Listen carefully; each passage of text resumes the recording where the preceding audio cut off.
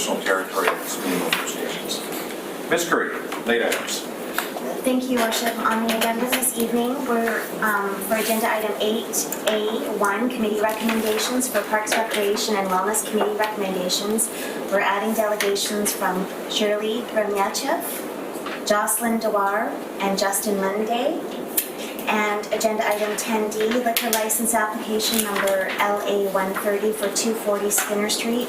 We're adding a delegation from Sebastian Barkovic. And agenda item 12E, official community plan amendment bylaw. We're correcting an error in the bylaw and giving it a second reading again. As well, for item 16A, under other business, the motion from Councillor Kipp, he has asked that it be withdrawn from the agenda. And that's it, Your Worship. Thank you. Does council have any other late items? Seeing none, a motion to adopt the agenda as amended. Councillor Ford. Second by Councillor Long. Any discussion? Seeing none, call the question. All those in favor? Opposed? Motion carries. Next item is a motion for the adoption of the minutes. Move all the minutes for April 30, May 9, May 11, and May 14. Seconded by Councillor Thorpe. Any errors or omissions?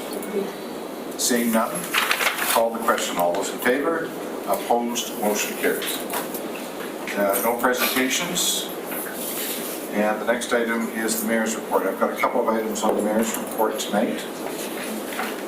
Bear with me. The first one is that Council in its last, at the May 14th in-camera Council meeting, Council appointed the following citizens as members of the city committees. I'd like to extend a warm welcome to each new member and look forward to the knowledge and expertise that will share with Council and their appointed committee. First off is the Community Planning and Development Committee. First, there are two members that were appointed, Janae Enns and Richard Gocher. Next is the Community Vitality Committee. First is James Bowen, and the second is Julia Stevens. The third is the Nanaimo Youth Advisory Council. The first is Melanie DeViennett, I believe, Katrin Hannison, and Nicola McCall. The next one is the Public Safety Committee. That is Barbara Korbeck. And the Board of Variance is Gregory Blundell, Robert Irwin, Gerald J. Johnson, Jessica Kamen, and Ronald Nadeau. So congratulations to all. Welcome. Councillor Hong. Thank you. To the staff, there were 4 positions available in the Nanaimo Youth Advisory Council. We have 1 more vacancy, so how do we fill it? Do we sit empty until the following year, or can we fill that any time? That's great. We could put out another request for applications and see if we get any more, but for now, that was all that we received, was the 3 applications. Yeah, and I understand that. So it would sit vacant until we could get it filled. Okay, so we can just let the peers know through any time, and then they would just fill out the application form and submit it to you, and then that would get approved in that sense, right? Yeah, we could do it that way for sure. Okay, thank you. Are there any other committees that are missing members? Okay, great, thank you. The next one is for Council's benefit. It was recently brought up by a member of the public with respect to the adoption of bylaws and whether or not it's permissible for bylaws for debate at the adoption stage. So I asked our clerk to do some research on it. Council, you'll have in front of you this document as well as this draft. She referred to the Local Government Management Association's handbook for clerks, and it was just updated in January of this year with participation of municipal lawyers as well as the UBCM. So tonight is going to be the first night that we're going to adopt these processes, which are the way that we should be doing them. So the process on reading of bylaws. First off, first reading. The bylaw is introduced and tabled at the meeting. No discussion takes place. Second reading, discussion and debate takes place at this stage. And that's for council to discuss and debate. Now, with respect to amendments, any amendments to the bylaw take place before third reading. This is time for council to debate before going to a public hearing, if that's where the bylaw is going to go. So this summation I'm providing you with tonight is based on a bylaw that would be going to public hearing. So a zoning bylaw, that sort of thing, official community plan amendment, so on. So the public hearing is then at the time for council to listen to the public and whether they support or not a proposed bylaw. Following the closing of a public hearing, the bylaw then goes to third reading. Bylaw is given third reading as amended, if applicable, but many times bylaws will be referred to an outside party, such as the Ministry of Environment and the Ministry of Transportation and Infrastructure, for approval. The bylaw as it stands will either be approved or denied. Then we get into adoption. Once conditions and referrals have been met and approved, the bylaw can now be tabled for adoption. Debate, changes, and amendments should not take place at adoption. Parliamentary rules do not suggest debate cannot happen, but the bylaw should remain intact and unchanged. If changes are required by council, then third reading must be repealed and any referrals or approvals by third parties sought again. In addition, a minimum of 24 hours must pass between third reading and adoption. Repealing third reading could cause many days, sometimes weeks, to pass before third reading can be done, followed by subsequent adoption. So tonight we've got some items for first and second. We've got items here also for adoption tonight, so we'll be adopting that process. So thank you very much. Hope it makes some sense. Your worship. Councillor Fuller? Fuller? Yeah. So at adoption, it's just recommended that debate does not take place. And I'm curious, say the public has come up with something we never even thought. Would they be able to appear as a delegation here? I realize it stalls the process if we decide to change the bylaw as it is, but would they be able to do that? Here's where the challenge is that once the public hearing is closed for an item, council can hear no more information on that item. Unless council wishes to repeal third reading. Which is kind of 6 of one, half dozen of the other, because until you hear the information, you may not want to repeal third reading. So when it gets to adoption, that's like royal assent, as it was explained to me by the parliamentarian. That's like royal assent. All the additions, changes, debate has taken place.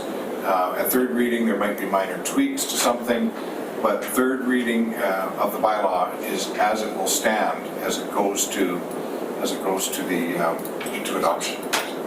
Parliamentary rules do not suggest debate cannot happen. Right.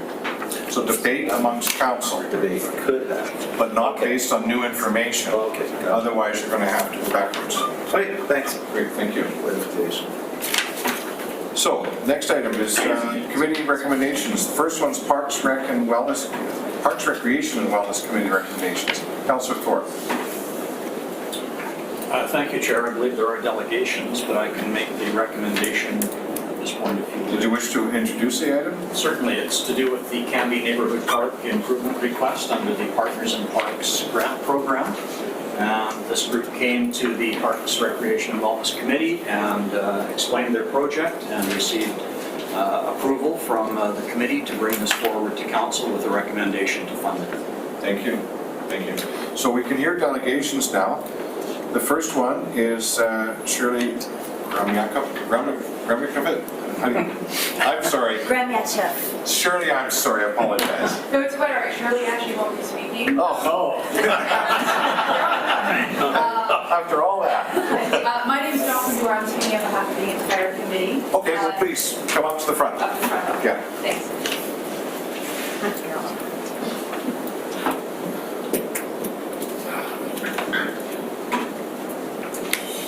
How do you turn this? It might be on. There you go. Sounds like it. Hello. There it goes. Hello. Thank you very much, members of council. Thank you for your time this evening. I am asking on behalf of Canby Park Committee to ask for $25,000 in matching grants for the development of a local park for our children. We have recently, you may see on the development there sheet, we have a significant area that has been developed in a new area. From what you can see, the first picture, mostly it looks empty. That is now all full of houses. The second part on the left, which actually looks bare, is actually single-family homes with a suite on the basement. So it's not only single-family dwellings, they actually have more than 2 families. So the number of children that we have running through the streets is quite significant. So we're really looking for a safe space that we can have them go and play. Right now they have streets and some smaller backyards, and we're really looking for a space that we can congregate, bring our families and the neighborhood together. We already have some really great, strong neighborhood activities already going on. As you can see, even yesterday we had a pancake breakfast for some of the local children. And so we are seeking $25,000 matching grant for phase 1, which will be a basketball court, as our children are primarily ages around 7 to 14 right now, and those are mostly the children that we have out in the streets. If anybody has any questions, I'm more than happy to answer. I know there's a lot of info in there. Thank you. Councillor Hall?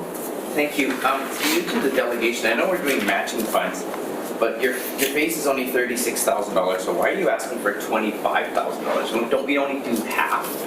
Yes, actually, just for phase 1, we're asking for 25 up front. Phase 1 is only going to be 36,000 at this point, but we do have a second phase. So right now it's only the basketball / sport court, but we'll also be doing in-kind fundraising for subsequent child playgrounds, like for toddlers and things like that. So we're trying to do 25,000 upfront, which we can match and then continue on the entire goal, because I think the entire park is going to cost close to, if I can remember seeing that. $6,000. Yeah, so we're going to have to do it in at least 2 phases, if not 3.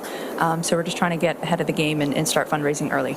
Great. So just to follow up on that, I don't know what staff protocol is, if this is the most that we can do, but are you not going to come back on the second and third phase to ask for more money then? I will. I already told them that I was coming back next year. So I don't know if we can protocol from staff or parks that we do more than matching, which is half. There's actually no protocol for matching funds, so that was the term Jocelyn used, but the grant is negotiable with each group. And it's not always a 50-50 split. It's sometimes more, it's sometimes less, but we tailor it to each group and what their wish list is and what their ability to fundraise is. Thank you. That's a perfect answer that I did not know. I did not know that. Thank you. Thank you. Councillor Yocum? Thank you. Great initiative. Definitely support it. I almost wish you came in phase 1 and 2 and then needed half of that right now. But nonetheless, we'll get there. Around basketball and your age group, which is awesome, an awesome Yes. sport. And Houston's killing Golden State right now, if anyone's wondering. But nonetheless, hoops. I know these will be permanent hoops and young demographics for proper fundamentals. I know it might be additional $1,300, but I hope you do 8-foot and 10-foot, because the younger one's shooting on the 10-foot. So just for consideration. Okay. And I definitely support this for the development of the kids. And No, that's a great idea. We'll hoops time too. definitely take a The older look at kids that go there pretend they can dunk, but nonetheless, the young kids need the lower hoop. that. They're already doing that. It's actually quite So fun. just want to make sure we're doing that stuff, and it's a great project, and can't wait to see it finished. Awesome. Thank you so much. Yeah. Thank you. Any other questions? Seeing none, thank you very much for the presentation. Thank you. Is someone prepared to move the motion? So Councillor Thorpe, seconded by Councillor Brown. Any discussion? Seeing none? I will, Chair, if you don't mind, just quickly, and I just want to express my support for this project, and I appreciate the support that other councillors have just indicated. I'll also point out that I think it's appropriate to phase this project in and to fund phase one. We have a limited budget for Partners in Parks projects during the calendar year, and we do have other applications coming on stream, so we don't want to spend all our money in one place. That's what we carried away, but Right. Thank you. Thank you. Is council ready for the question? Call the question. All those in favor? Yep. Opposed? Yes. Motion carried. Thank you very much, Councillor Armstrong. Thank you. All right, so the next item of business is the advisory committee minutes. The first one is the Public Safety Committee. Councillor Armstrong, are you prepared to introduce that? I will be minutes of the public safety committee meeting held in Board of Tuesday, March 1st, 2018. That's all. Did you say the March 1st? Yes. Thank you. Is there a seconder? Seconded by Councillor Fuller. Thank you. Any discussion? Seeing none, call the question. All those in favor? Opposed? Motion carries. The next one is to be introduced by Councillor Beswick, but in his absence, Councillor Brennan as the acting mayor. I've moved that the minutes of the Special Finance and Audit Committee meeting held in the Shaw Auditorium on Wednesday, April 4th, 2018, be adopted. Thank you. Seconder, Councillor Thorpe, thank you. Any discussion? Seeing none, call the question. All those in favor? Opposed? Motion carries. Third one by Councillor Armstrong. I move the minutes of the public safety committee meeting held in the Boards and Service and Resort Center on Thursday, April 5th, 2018 at 3:30 p.m. be adopted. Thank you. Moved by Councillor Armstrong, seconded by Councillor Fuller. Any discussion? Seeing none, call the question. All those in favor? Opposed? Motion carries. The next one is also Finance and Audit. Councillor Brennan. Thank you. I move the minutes of the Finance and Audit Committee meeting held Wednesday, April 11th, 2018 be adopted. Second. Thank you. Moved by Councillor Brennan and seconded by Councillor Thorpe. Any discussion? Seeing none, call the question. All those in favor? Opposed? Motion carries. Next one is Councillor Armstrong. Which one's that one? April 16, Number 5. Number 5. Special Community Engagement Task Force. Number 5. I don't have that on my sheet. Next page. Oh, hang on just a minute. That's one wrong page. Okay, I move the minutes of the Special Committee Engagement Task Force meeting held at the Board and Service Resort Center on Monday, 2018, April 16th at 4:30 p.m. be adopted.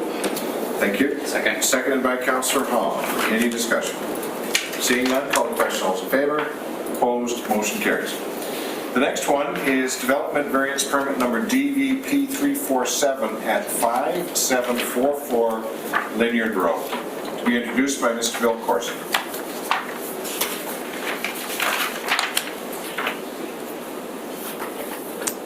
Great, thank you, Your Worship. The first report we have for you tonight is for a development variance permit at 5744 Linear Road. The applicant is requesting that the lot frontage on the cul-de-sac be reduced from 10 meters to 6 meters to facilitate a two-lot split. Right now, the lot itself could support up to 5 units. The applicant is only proposing to build 2 houses. The area calculations are fine, so staff have no problem with this. There'll be no additional work done to the works and services. It was built for a larger development. There'll be a shared easement on this. Thank you very much. It's requested the council hear anyone wishing to speak with respect to DVP 347 at 5744 Linyard Road. And for the second time. Oh, I'll speak there. Should I go there? Certainly. Thank you.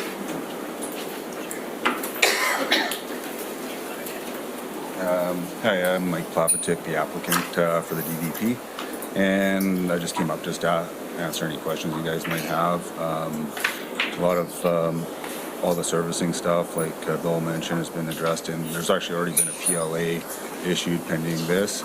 And parking, there's no parking issues, and that's, there was a site plan actually showing kind of the potential house sites, and as you can see, there's quite a bit of frontage for parking on there.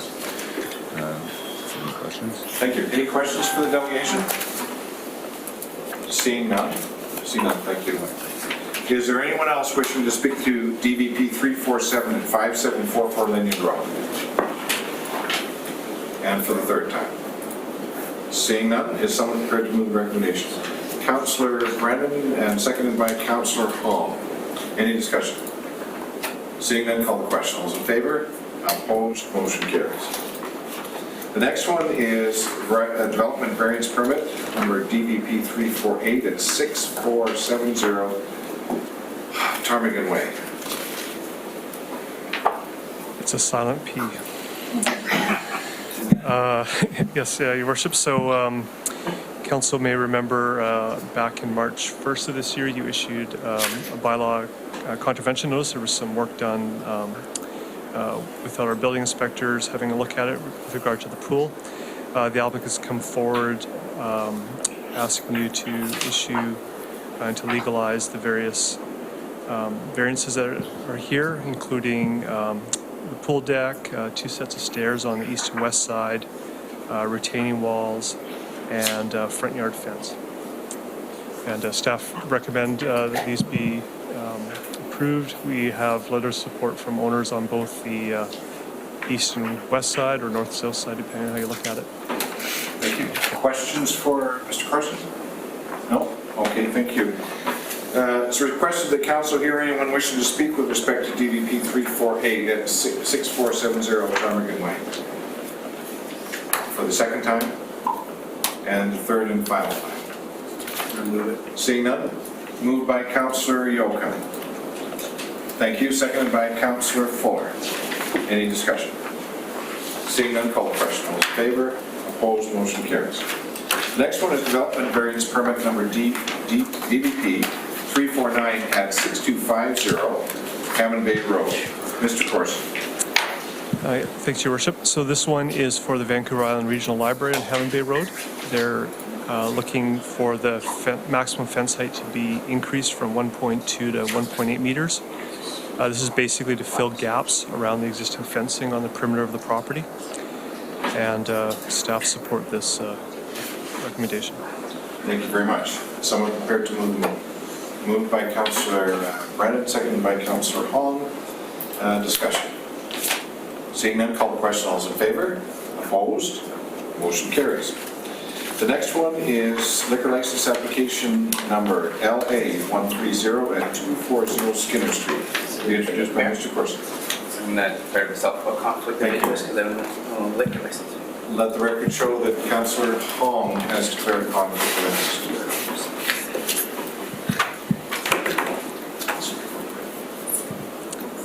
Mr. Corson. Thanks, Your Worship. So we have an application by the owner to increase the occupant load of the Concept nightclub from 200 to 220 people. The Liquor Control Branch is seeking local government resolution to support this increase. They asked us to provide comment on 3 specific issues. One was the potential for noise.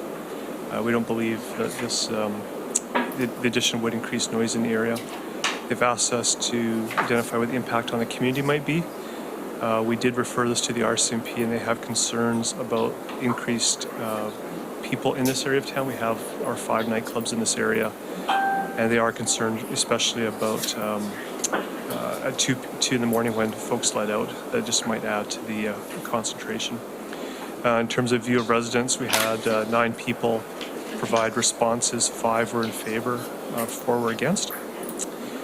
Staff are actually recommending that you deny this application. However, in terms of options for council, you have the option to not support the application, you can support the application, or you can choose to opt out and not provide commentary on this. Thank you. Thank you very much. We have one delegation, Mr. Sebastian Bartwick. Close them up there as well. Yes, sir. Excellent. Thank you. You have up to 10 minutes. I don't think I'll need that long.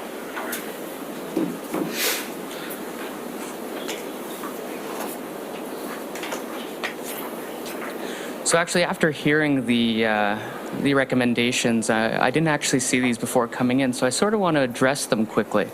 I'm just sort of.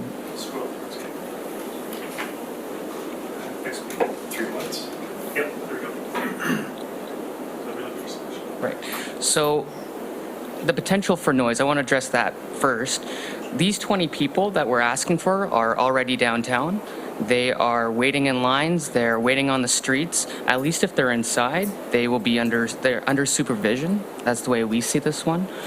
There was one more that I saw. You know what, that's fine. Anyways, my name is Sebastian and I am one of the new owners of Concept Nightclub. And over the last 6 months or 8 months or however long I've had it now, I've been watching the trends and sort of crunching the data. And it's not that we are asking for 20 more patrons. It's actually we've had to double, even triple our staff. And so all we're really asking for is to be able to employ more people. I actually brought the wrong piece of paper, so forgive me. I'm going to read from my phone here. Security-wise, every night we have 6 people, 6 security members.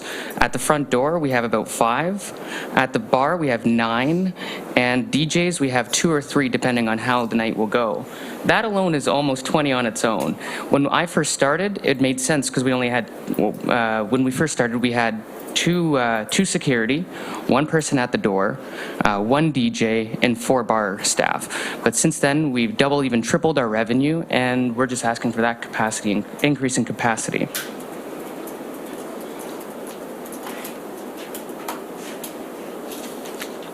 I had a long speech written, but it's not that good. Thank you. Wait for any questions from council? Seeing none. Thank you very much.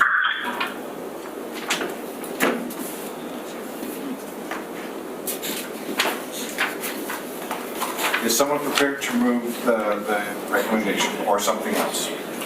I'll move the recommendation. Moved by Councillor. Sorry, Mr. Mayor. Sorry, Councillor Thorpe, which recommendation? On page Oh, that 66. sorry, I'm on options 8, but, okay. That wasn't what I was in there. Well, it wasn't in my motion. So it was moved by Councillor Thorpe and seconded by Councillor Brennan. Okay, it's on the floor. Discussion. Councillor Thorpe, followed by Councillor Yoakum. Thank you, Chair. So I appreciate the comments of the applicant, and I take those in good faith. However, I can't overlook the recommendation from the RCMP and their concerns, and to me that weighs very heavily. So for that reason, I'm going to vote to deny the application. Thank you. Thank you. Councillor Yoakum. Thank you. I'm not going to support denying the motion. I'd rather support the motion. And if it's so problematic, I think there'd be a way, Mr. Corson, if you can answer this, where we could go back to 200 if there was a flood of problems. Is there a way we could go that backwards? Per se, not the best use of words, but can we go back to 200 from 220 if there was a flood of troubles per se?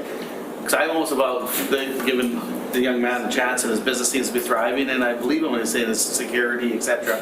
And it's nice to see new ownership down there, young, vibrant. I won't get into the previous, but so is there a way we could go back if there was a lot of concerns? I think that would be to the liquor control branch to make that decision, Okay. not us. So.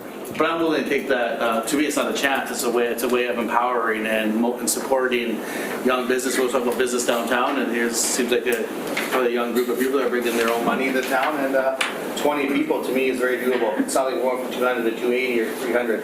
So that's my position of like to support young business or any business people in general. So there's Ryan.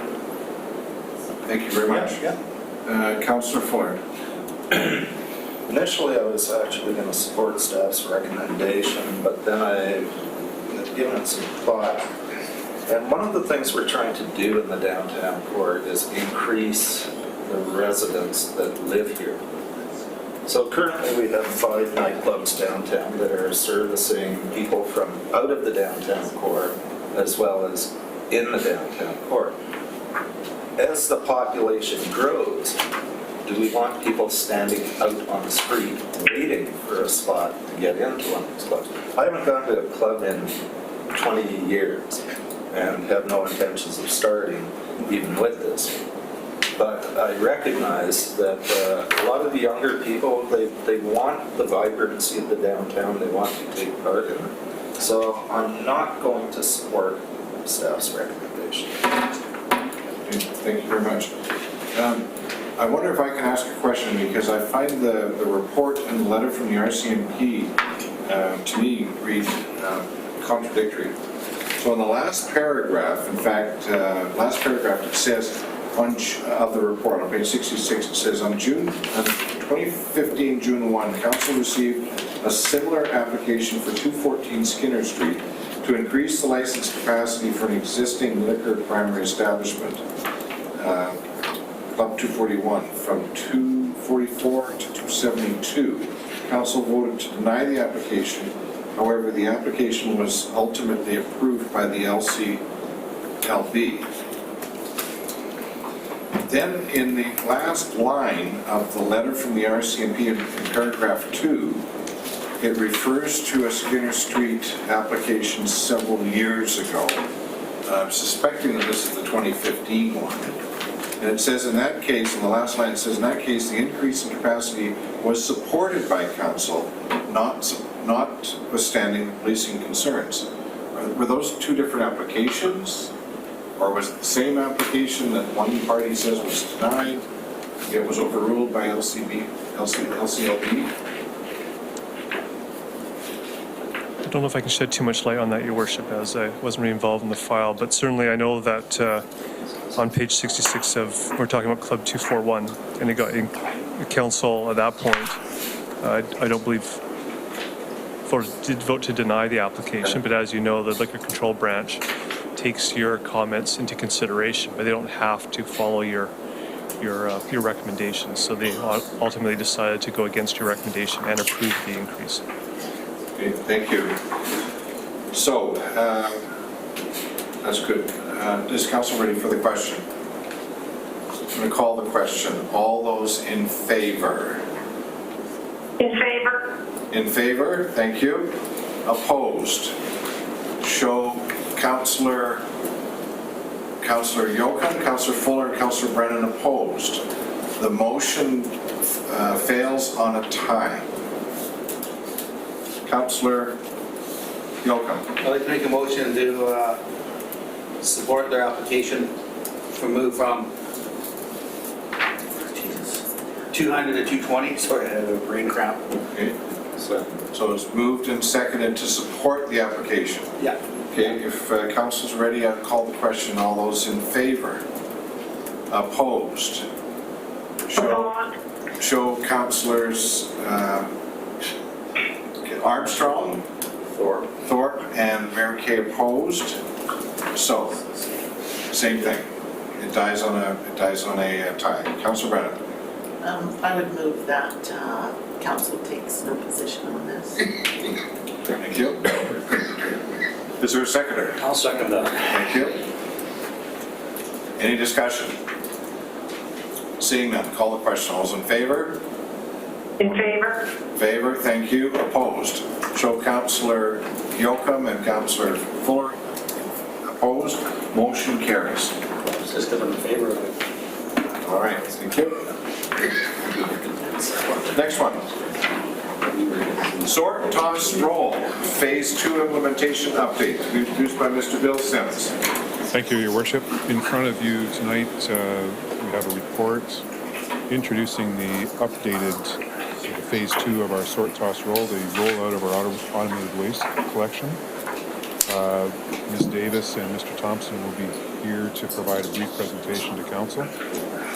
This is a good opportunity to introduce Mr. David Thompson.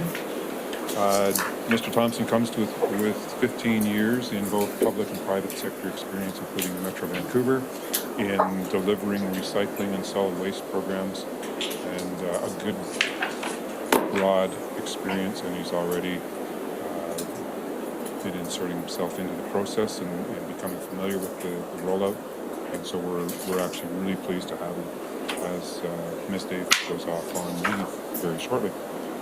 So I think this is a good news story, and I'll turn it over to Ms. Davis and Mr. Thompson.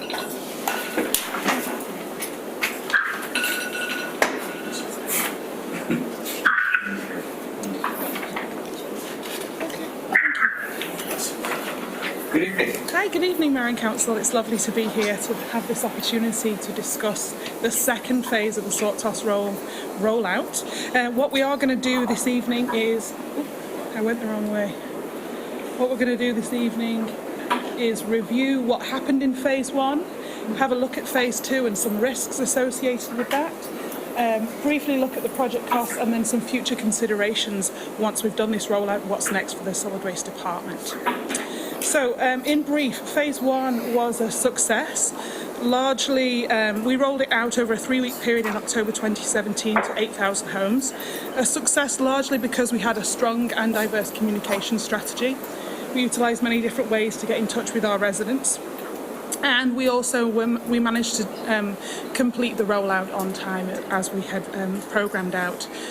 We also have got a strong communication strategy as regards contamination, which is, I'm pleased to say, one of the major successes of phase 1 is we have actually seen contamination of the recycling go down, which is quite unusual for an automated system.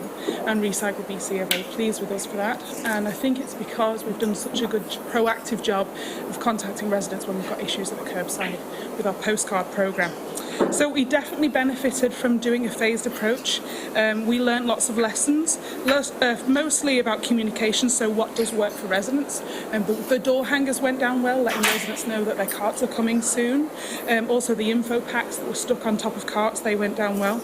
And then operationally, just using those new trucks, only having to do it in a small area, but we chose the easiest area, so it was flat, nice and easy to drive around for the most part. We managed to get most of our drivers trained during this phase, so we're ready to go for the second phase. So, like I said, there was 8,000 homes that we covered using the 2 new tandem axle trucks, which are split body. The good news about that is it means that only 1 truck comes to your home every collection day. The trucks are also CNG powered as well, so we've actually saved quite a lot in terms of greenhouse gas emissions. So CNG is actually 25% more efficient than diesel. And by bringing the recycling in-house, we're actually getting rid of the recycling contractors. So there's quite a lot of savings there.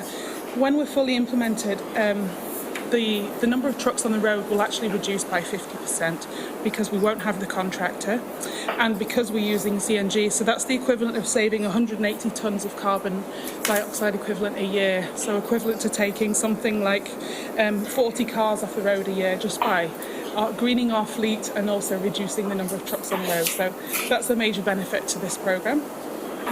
During phase 1, we delivered just over 20,000 carts to residents, and then we also had 1,400 delivered to the yard in inventory. What we've found is about 4% of all the carts delivered have been exchanged by residents, and most of those exchanges have taken place at homes that have secondary suites. So homes with suites received an upsize set, and some of them chose to split that set out into 2 standard size sets. Still, we found that it was definitely beneficial to offer as standard the upsize sets to homes with suites. By and large, by far the majority have kept the larger set. Interestingly, there's been no noticeable increase in organics yet, even though we are collecting yard waste, but we're obviously about to see that spike. We did receive some Fortis grants for the CNG as well, which was a benefit to phase 1. So we had our communications contractor, the person that drew up the implementation plan that's attached to your report, go out and have a chat with some of our residents to get some feedback. The feedback was varied, but mostly positive. Yard waste collection, residents like that. They've been asking it for a while, so most people are making the most of that system. And also the quieter trucks, also thanks to the CNG, so people are enjoying that they have a bit more peace in their neighbourhood now. And also the easy-to-wheel carts. Residents are finding that it's easier to wheel a cart to the curb than it is to carry one, which is really good to hear. And also enjoying that they've now got a nice, easy-to-use blue cart instead of a yellow bag. but is more likely to blow away at the curb.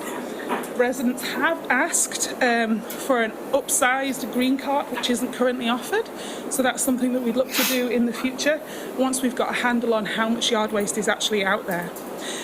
When it comes to what some of the negative concerns are, we're getting calls saying the grass clippings aren't fully emptying out of the green bins, and we actually just recorded a video about troubleshooting that topic today that'll be made available very shortly. The best way to handle it is to just line the green cart with a piece of newspaper or a whole newspaper, and actually just make sure the clippings are as dry as possible before you put them in there.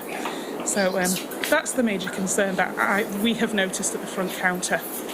And then moving forward into phase 2, we're going to be servicing 20,000 homes with 5 tandem axle trucks and 1 single axle. So that's 5 large trucks and 1 small truck. The fleet will be 50% smaller because we're getting rid of the contractor, and all routes will be automated by July the 30th this year.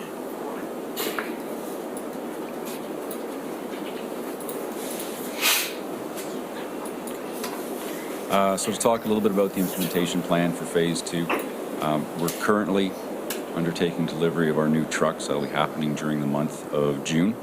The cart delivery, they're starting to roll out the 11th of June and will continue for about 6 weeks.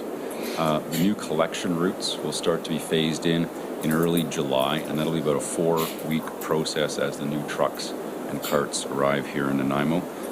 6 trucks are on their way in various states of transport. We're going to have a 3-month cart test period similar to phase 1. Residents have an opportunity to try out the carts and make sure they suit their needs. And then if they don't suit their needs, we'll be offering free swaps in November for them to fine-tune the sizing and the service they get. Again, as Charlotte said, the communications plan was fundamental to the success of phase 1. So we're going to be mimicking that process with some lessons learned along the way. Online communications, print, radio advertising. Of note, the calendars with the new schedules are being mailed out this week, so those should be landing on residents' doorsteps very soon. And the door hangers are scheduled to arrive approximately 2 weeks before residents' carts arrive. The first routes are being rolled out and delivered in the next few days. The route start dates are on the new calendars, so we ask residents to keep an eye out for those and not put your carts out until that route actually commences. And residents don't need to do anything. We'll take care of everything for them. With respect to risk management plan, 2 risks were identified. First one being processing capacity for organics. RDN, Regional District of Nanaimo, is currently negotiating to extend processing capacity with Nanaimo Organic Waste, so that's on their desk. And the other delay, or the other risk, would be potential delay in truck delivery. As I mentioned earlier, all 6 new trucks are currently in transit from the manufacturer, and the delivery of those vehicles is being actively managed. So we see that risk decreasing day by day. With respect to project costs, total projected final cost is $7.9 million, and project costs are currently tracking at or slightly below the 2018 budget as approved in January 2018.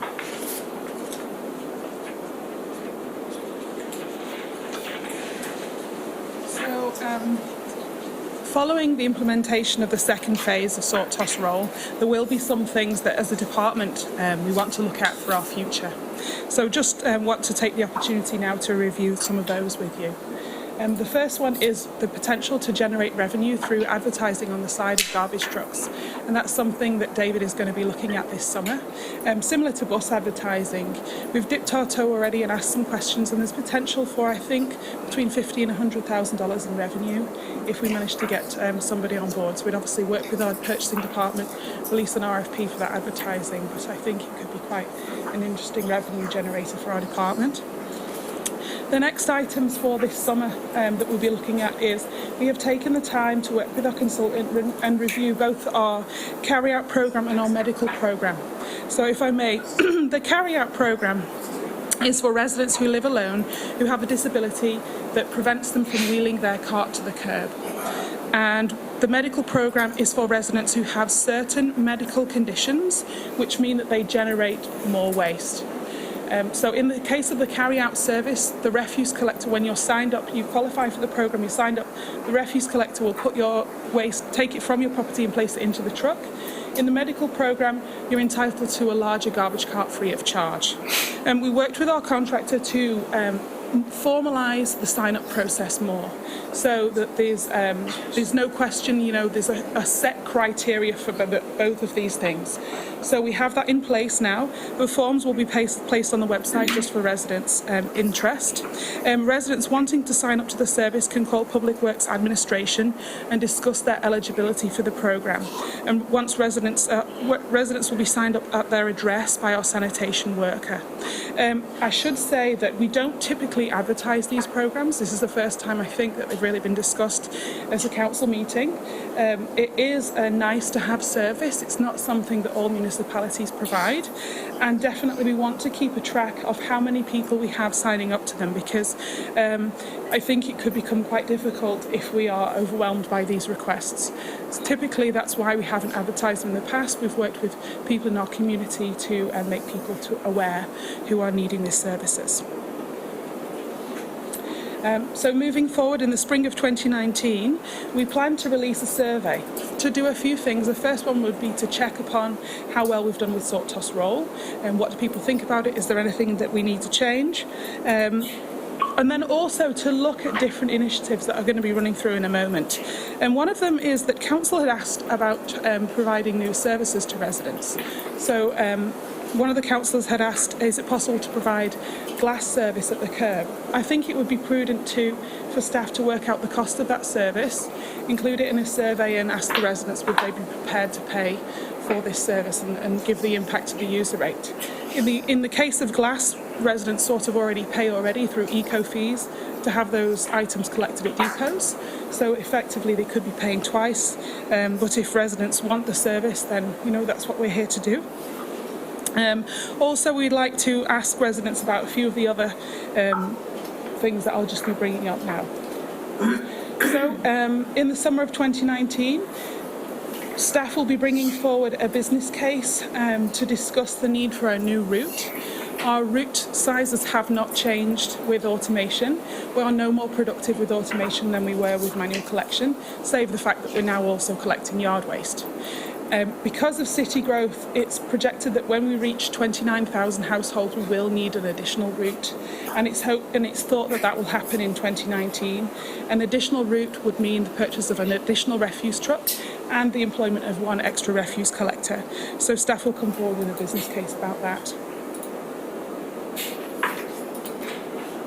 Now, looking at the next one, incentivising higher diversion.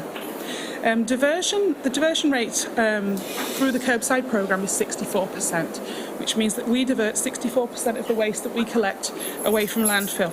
And I've said it quite a few times at council that has really remained stagnant since we had began collecting organics in 2012.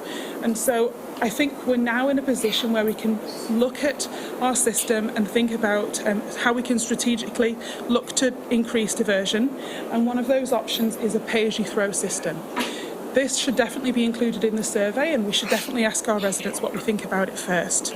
But a pay-as-you-throw system basically asks residents to think of their garbage collection as a utility. As it already is, it's paid for by user rates rather than property tax. If you, for example, live in a strata, you don't pay for garbage collection. And pay-as-you-throw, it would just mean it would become even more of a utility. So, like water, you would pay for what you use. Right now, we pay by weight when we dump at the landfill, yet everybody in Nanaimo pays the same, whether they're throwing away a lot of waste or a little bit of waste. We don't have the ability to charge by weight, but what we do have the ability to do through the new Sort, Toss, Roll programme is charge by set outs, because we know how many times each year, each week, each month residents are setting out their carts. So potentially it could work as follows. Residents could be charged, say, a basic user rate for setting out, say, 12 collections of garbage a year. and organics, and unlimited recycling would be included in that basic rate, then any additional garbage or organic collections over that 12 could be charged as extra. It could be seen as more equitable, but it might not be popular with everyone, for example, families with babies in diapers. The idea behind it would be that the average user would not pay more than current. The average user, even if they had more than 12 set outs, we would have to work out what that is and make sure that that was the baseline, and that anyone that's an above average user was paying more and everyone that was under that actually paid less. This is the most progressive way we can manage our waste collection, and I think the best way that we can increase diversion in our community, but it certainly represents a big change. It is working right now in some communities in Quebec. The city of Beaconsfield is the one that's furthest along with it. It also perhaps offers us the best way to reach those targets that are about to be signed into the Region Solid Waste Management Plan, which is a 90% diversion rate. We currently throw about 150 kilos of garbage to landfill every year, and that 90% diversion rate is going to require us to reduce that to 109 kilos. So I'll move on from that one, and the changes to the waste collection stream. This is just something we've noticed anecdotally at the moment with our refuse collectors, and it should be said that we've only just worked through phase 1. So anecdotally, through the winter and the fall, what we noticed was that some of those green carts were quite empty and some of the blue carts were quite full. So we might want to see, just watch what happens for the next 12 months. And if that's the case, consider maybe a seasonal change out where you'd be looking at emptying your blue cart weekly and your green cart bi-weekly in the winter maybe, or doing that year round. We just should look at the best way we can deliver our service to make sure those carts are getting used and we're not having overflowing blue carts at the curbside. And then lastly, driver shift changes. This would be something else that we would have to work out the cost for and include in the survey. Some residents and also members of council have asked, is it a good thing? Is it possible to move away from the add-a-day calendar? Some people don't like it. There would be a smaller cost associated to that. Our drivers would move from working 5 8-hour shifts a week to 4 10-hour shifts a week, say Tuesday through Friday. And I think we should ask our residents whether they'd be interested in moving away from that add-a-day calendar as well. So that's it from us. I just ask residents to check their mail for their calendar and check out nanaimo.ca/go to Sort Toss Roll for more information about the Sort Toss Roll programme. Thanks. Thank you. I need to remind council that there are no decisions being required tonight, and this is to accept a report for information only. Councillor Thorpe. Thank you, Chair, and I will be brief. Welcome, Mr. Thompson, and Charlotte, thank you for all the work you've done on this. I'm just really excited that we're moving ahead with this project, and I think considering the massive change that was involved in phase 1, it went relatively smoothly. I know there was lessons that needed to be learned. I guess my first question is, based on having learned those lessons, are you confident that we can do both north and south areas together as the next step, rather than one or the other? Through the Chair, yes, Councillor Thorpe, we are confident of that. So the first phase was rolled out in a 3-week period, and this is actually going to be rolled out in a 6-week period. So we have allowed extra time for the double rollout, basically. Thank you. And if I may, as a follow-up, I just see so many positives from this, and the feedback I've heard from the community is that people really appreciate the yard waste collection. They appreciate not having to chase down their yellow bags around the neighborhood. I see us saving money, we're reducing our carbon imprint, and we're reducing or hopefully eliminating workplace injuries with our drivers. And my second question is, have all of our workers or drivers been trained on the new trucks, or will we need to train more of our staff as the new trucks arrive? There's about 2 workers who are yet to be trained. About 80% of our staff have been trained and have enjoyed making the change. Thank you. And if I may, just a final comment. I'm really pleased to see that not only are you apparently prepared for phase 2, but you're also already looking ahead for options and innovations in coming years that will help increase our diversion rate and serve our citizens better. So well done. Congratulations. Thank you. Thank you. Councillor Hone. Thank you for your presentation. Welcome, Mr. Thompson. A lot of good things coming, a lot of things I have questions and concerns about. A couple of questions. First is, have our WCB rates, the injuries gone down because of this? Like, do we have numbers? We have had no injuries to date on any automated units. We continue to have injuries on our manual trucks. So the staff that are on automated units stay on automated units, they don't rotate throughout the routes? For the most part, through the chair, for the most part, we have 2 staff that are fixed working on those automated trucks. Okay, thank you very much. And then the next question, I guess, it seems that we really jumped the gun and premature and didn't tell that. I didn't know that we were going to need another route this soon when we made this decision. 2017 when we made this decision. So that worries me that we're talking new routes when we didn't talk about that 2 years ago, because currently we're at 20,000 homes, but you're saying that we won't need a new truck until we hit 29,000 homes in 2019. So you're saying that we're going to add 9,000 new homes in the next 2 years? Is that what I'm hearing? Your worship, 20,000 new homes is for phase 2, and we've got 8,000 in phase 1. And this is actually unrelated, I think, to automated collection. This is just purely in the ability to pick up the amount of garbage with the vehicles that we have, whether it's automated or not. Great, thank you. And we didn't know this in 2017? We did. Was the public made aware that we were going to expand this in 2019? Because I did not know that we're going to be buying another truck and hiring another staff member in 2019. And Ms. Davis indicated that will be the subject of the business case, and that we'll be bringing forward for the future budget year. So we didn't discuss it in 2017 when we made this decision. Okay, thank you. A couple of the other things. It's great. I love that pay as you use. I think that system is great. So based on that, we might not need new trucks, especially if nobody leaves their garbage out to pick up. So you could realistically maybe pick up 700 per day, because right now it seems like your optimal is 650 stops. But if nobody puts their garbage out, you just kind of rip right by their house, or you're just doing 1 instead of 2, you can effectively be more efficient. So we might not need a new truck in 2019, because I like to see how that rolls out with, because I like to definitely do the pay-as-you-go, because I think that's great. I know that some residents don't use garbage and they shouldn't be paying for other people's uses. So I'm very excited to see how that's going to roll out. And then I'm really excited that we're going to pick up the glass and all this other stuff as well, because that really intrigues me on talking about the NREs.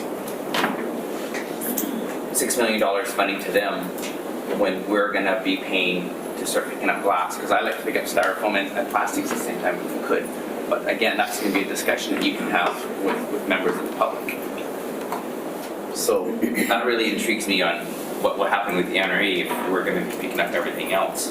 And then the last question, well, I guess these are comments, but the question I have with regards to revenue generation, I think we're being optimistic at $50,000 to $100,000, because if I'm not mistaken, what do we make at BC Transit right now?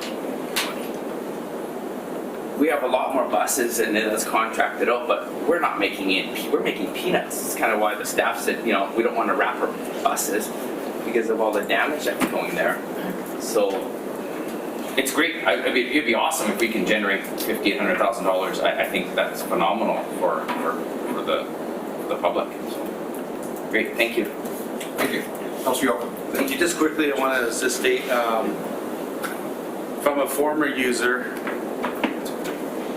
phase 1 to where I used to reside, to our new house, where phase 2 is. I just want to lift my hands up and say I'm a total believer. I was probably one of the skeptical in the last year and a half, wasn't sure. You guys heard my comments, even in closed doors, and I'm a believer, and it's phenomenal. And Ian's right, chasing where I live now is pretty slow, so chase that yellow bag around. Well, I could use it running around, but nevertheless, I'm a phaser. I'm looking forward to all the residents having what we experienced in phase 1, because it's a great system. So I just want to lift my hands up and say, a believer now. Thanks. Thank you. Councilor Brennan. Yeah, I just wanted to clarify a little bit on the wrapping the trucks by talking about wrapping the buses. And we made a decision not to wrap the buses because the wrap caused so much damage to the paint job on the buses. But that problem has been attended to. I was talking about revenue. I was talking about the revenue. Yeah, because we we're not didn't get getting- any revenue because we weren't wrapping the buses. So the revenue fell off. And so now we have, a system has been developed for wrapping that doesn't cause or is not supposed to cause so damage. So this is a good decision, I think, given that we are starting to sort out the problem with wrapping. And we may well be able to make them. I don't think we're wrapping garbage cans. Okay, let's Well, we might be. figure it at a time, please. But I think I heard you say that, No, advertising on them. on the On side. the trucks. On the side.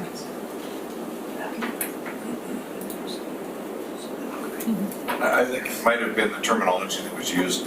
They called it a plastic wrap, when in fact it's just a vinyl. Yeah, and my point for transit, the staff was the numbers for revenue are optimistic because we're not getting anything near that with the buses. Okay, so Councillor Fuller's next. Are you completed, Councillor Brennan? Yes, I just wanted to make the point that we had stopped wrapping buses, that's why the revenue was so down. Okay, Councillor Fuller. So in reading the report on page 81, it talks about future considerations. Once phase 2 is fully implemented, we'll pursue a number of potential initiatives. The first one it says is medical program and carry-out services. These will be implemented alongside the rollout phase. I'm glad to hear that, because had that been a future issue after everything is done, I don't think that would have been a good idea. So I'm glad to hear that they're going to do it in conjunction with the rollout. A couple more questions. I'm just going to go to the specific pages. So during phase 1, only 55 residents, 2%, had an issue that needed to be resolved. Just off the top of your head, what would be a couple of those issues that were being faced? Because I know we're still getting a lot of emails from one area. So the issues, through the chair, so the issues that were in the Global Affinity report largely relate to what occurred at the curbside during the cart delivery phase. So an example of what may have happened would have been a resident received a cart that may have been cracked and the delivery team didn't notice, and so it needed to be exchanged. That would be an example. It mentions the print and deliver is going to start on the 18th and run through July. I don't believe I have received anything on my property yet. And I know it can come to me because I get both 604 and 604 days mail. And we're almost at the end of May. But that still leaves 2 months, so hopeful to get it. I'm glad to hear the pay-as-you-go because there's a huge chance we will not put out the bins as much as we would now. Actually, we don't do it a lot now, so we could even benefit if you were to reduce it now with the smaller stuff. As for the yellow recycling bags, gave those up years ago and use a massive big clear one, and it's picked up all the time and doesn't blow away when you tie it. So, thanks. As much as I was skeptical with this, I'll keep moving on. Thank you. Thank you. I've got a couple of questions. Number one, do we require a council motion to alter the exchange program timing? So you want a different size bin. We had a limited time on the first roll on phase 1. And if we didn't go to that, there would be an additional cost. Is there not an additional cost whether you're within the timing date or not? So, Your Worship, if I'm understanding your question, it's about the free swap period, is that right? Right. So yes, what we did was we allowed residents 1 month where the exchanges were free. Right. And the idea behind that was it encouraged everybody to do the exchanges all at once. It was easy from an administration and operational standpoint. After that point, we charge a $25 administration fee. Oh, to come and pick them up and take them away? Yes. If a person were to deliver them and bring them and bring the new ones up themselves, would we waive that charge? No, because residents ask that question a lot, so it's good that you've raised that. In fact, carts have to be delivered at the curb, and that is because of the RFID system. So when carts are delivered, we scan them into the system, we scan them and tag them to the address. So they are GPS located to that address. Oh, great, thank you. So on the next question is on the $50,000 to $100,000 advertising potential. Would that be the gross revenue?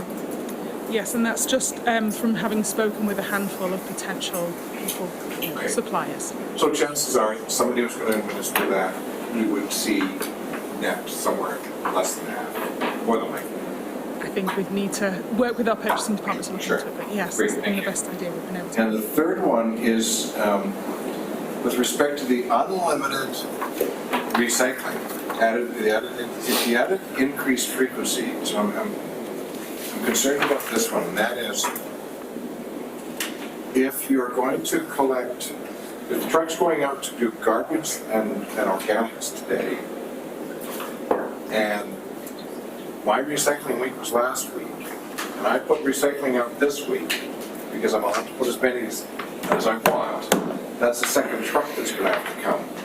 So that, to me, means that we're going to have increased, we're going to start seeing our environmental footprint, our carbon footprint go back up again.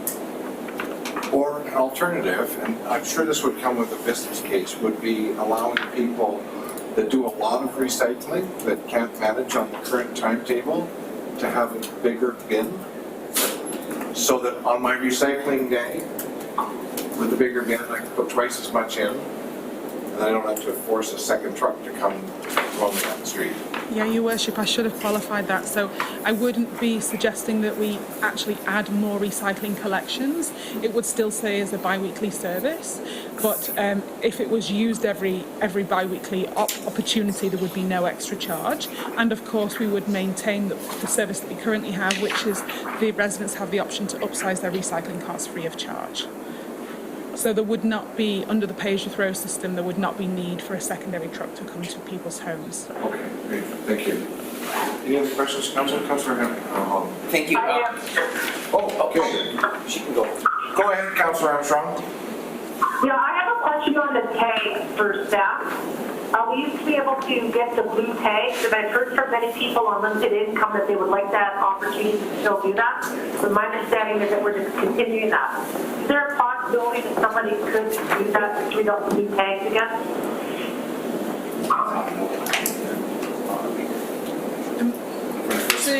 The ability to take tags, it's very, very difficult in an automated system. Obviously, in an automated system, the idea is that the driver stays in the cab, and that's how we are productive on our routes. That's how we achieve the work that we have in an 8-hour day.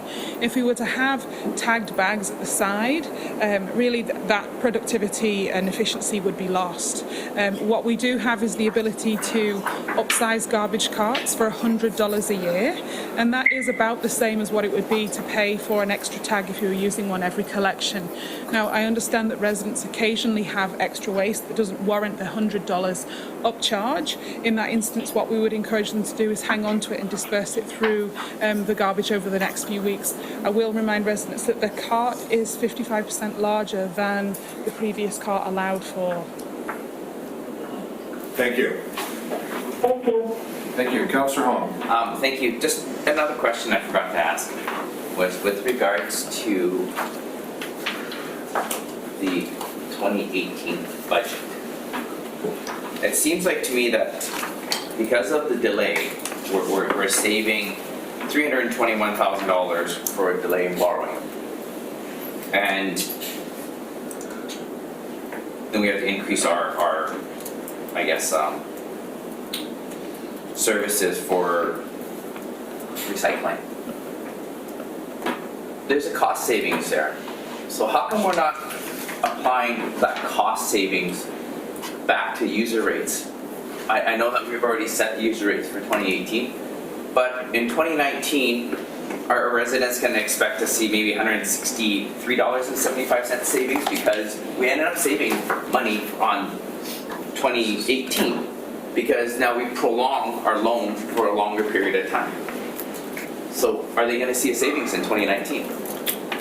If I could address, excuse me, so a number, on page 80 of the report, you'll see a number of operational issues that more or less balance out, I would say, between the additional cost for tipping fees and the additional recycling fees. So that's not adding up quite to the delayed borrowing, but that's just for this year. So against the project, we don't actually save money, we just defer that fund. Thank you. Yeah. I get that, and I saw those cost overruns, so that was my next question. Organics. We increased it from 129. So what was our budget in 2019? Was that 129 or is that 132 that we're telling residents on what their user rate's going to be? Oh, sorry. This is the fee that is charged to the city for dumping The organics, yes. Okay. But we had a plan and we had a budget of what the organics was going to be, and it seems like it's going up instead of going down because of the co-mingle hasn't happened, their system isn't up and running. So what I want to know for our residents is how much longer are we going to be paying these rates? So these rates are what will be in the new contract under the RDN. It really is our job as staff to receive the most up-to-date information and include that in the budget for the following years. So if and when that contract with Nanaimo Organic Waste is solidified, City of Nanaimo staff will take that information and use it to budget for 2019. Okay, so we haven't budgeted 2019 yet. Not yet, no. Thank you. I see no further questions. I just wanted to point out with respect to Councillor Hong's concern about the Nanaimo Organic Waste or whatever the new entities can be called. One of the things the council needs to remember is that organization under the new model with their new tunnels that they're intending to build, they require as much participation as we can give them. And we are aware that commercial haulers are hauling organics out of Nanaimo and taking it down to Chemainus. We need to convince those commercial haulers to bring it to Nanaimo Organic Waste because the more volume they get, the lower our price is going to be. Yeah. So it's quite possible that could go down upwards of 20%. Thank you. Thank you very much. Move receipt. Second. Thank you. Any discussion? Seeing none, call the question. All in favor? Opposed? Motion carries. Thank you very much for your presentation. That was very comprehensive. Now, next one, Councillor Brennan, under bylaws. Okay, what page on the agenda? Here. Here's this one.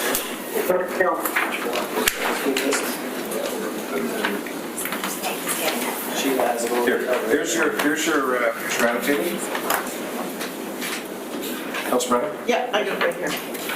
So that zoning amendment bylaw 2018 number 4500.118 to rezone 1615 Northfield Road from single dwelling residential to residential quarter be adopted. Moved by Councillor Brennan, seconded by Councillor Thorpe. Call the question. All those in favor? Opposed? Thank you. That building amendment bylaw 2018 number 7224.01 to bring building bylaw 2016 number 7224 into conformance with the building act be adopted. Thank you. Moved by Councillor Brennan, seconded by Councillor Thorpe. Is council ready to call the question? All those in favor? Opposed? Motion carries. That housing agreement bylaw 2018 number 7262 to authorize a housing agreement for a 24-unit affordable housing complex at 1406 Bone Road be adopted. Thank you. Moved by Councillor Brennan, seconded by Councillor Thorpe. Is council ready for the question? Councillor Hall. Thank you. I thought we weren't allowed to have questions. Are these adoptions? These are adoptions. So why are you asking us? Since we can't. No. Oh, okay, so. What I reviewed tonight was that for some time I've been saying that debate is not permitted. Debate is permitted, or questions. So, thank you, Worship. So he's correct, and this is what he was saying earlier, though it shouldn't be debated. You should have it ready and perfect at adoption. So, yes, you can debate it. Any motion that's on the floor can be debated. You shouldn't debate it. Thank you. Then I call the question. All those in favor? Opposed? Motion carries. The highway closure and dedication removal bylaw 2018, number 7263, to provide for highway closure and dedication removal of a portion of the Meal Road adjacent to 5901 Allen Bay Road, pass third reading. Thank you. Good move and seconded discussion. Seeing none, call the question. All those in favor? Opposed? Motion carries. Next one is the official community plan amendment bylaw 2018 number 6500.038. And that is the staff identified a mislabeled figure in the Chase River neighborhood plan. The error was inadvertently incorporated with bylaw 6500.038.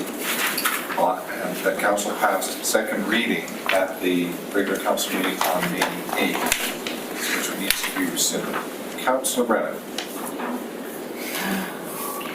I move that second reading of the official community plan amendment bylaw 2018, number 6500.038.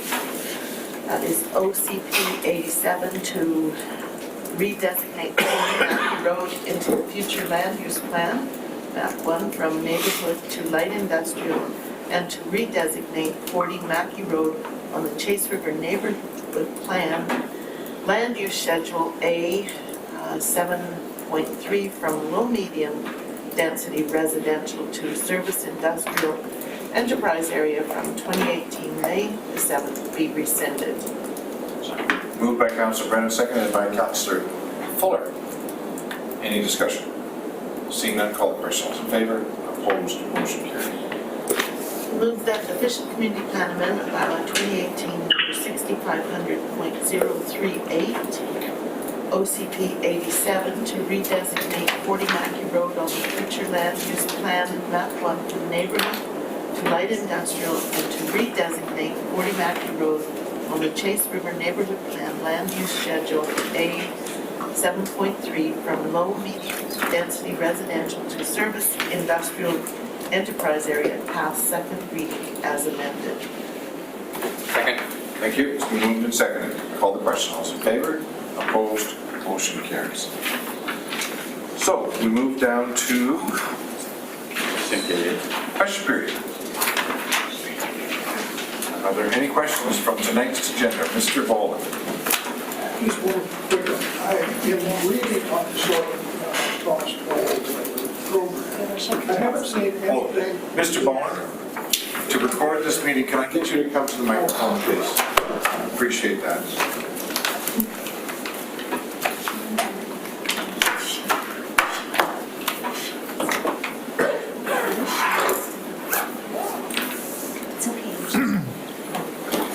Ron Boland, and although I have a number of questions, there's just one I'd like to ask council tonight, and that is, has anyone seen statistics for volume and composition in the area that we've implemented before and after the implementation of the new system?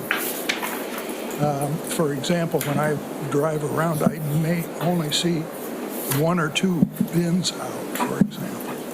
And I don't have any idea of how full the bins are and what we've been paying at the dump. Has it increased, decreased? Has the type changed? Have the problems that what do they call it, contamination problems been reduced or increased? And is there something in this written statistics that would tell me something about that? Because I haven't seen them. I've seen statements made, but not anything that looks to me like measurables. So that's my question. Are there some measurables I could see? Mr. Sims, are you able to help us with that? Your worship, not at this point. I think it's a little bit early to do that with the relatively limited time we have the program in place. As well, it's just 2 years. I think Ms. Davis said a couple of things that our rates of contamination are quite low, according to Abby with Recycle BC. And the other thing was that I picked up was the static nature of our diversion being set about 64%. Now, whether that'll hopefully start to climb, but at this point, she was saying that no difference between. And our fees at the dump are the same. That's not, can't speak to that. Okay? Mr. Mayor? Councilor Yocum? Thank you. Mr. Boland's quick comment was measurable for myself was answered tonight from, I think, Councilor Conger. So his question was the human measurable on the WCB. That was one of what brought this to the table originally was the WCP rates skyrocketing, and tonight we just heard we're not saying there's no WCB for what I heard, but I heard when they use automated, there's no WCB. So to me, that's a step in the right direction right there. So I don't know for what that's worth, but it's worth a lot in my lens right there. So No, that is one that I'd be so that was one interested in. measurable that I took tonight, and I really was pleased to hear. Yeah, because when I saw the one WCB rates before, it really wasn't broken out into the solid waste program versus general programs or the general works program. So I couldn't really tell whether, in this case, there is a real difference.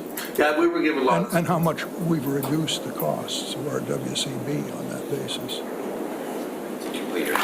Well, it's my understanding that once WCB increases your percentage or your premium, everybody pays. Whether it's a sanitation worker or an administrative assistant, everybody's rate goes up. Okay, so technically then, if this was very high, our overall rate should be going down. Should be, yes. Thank you. Any others? Is there a motion to adjourn? Moved by Councillor Brennan, seconded by Councillor Fuller. All those in favor? Opposed? Motion carries. We're adjourned. Thank you very much.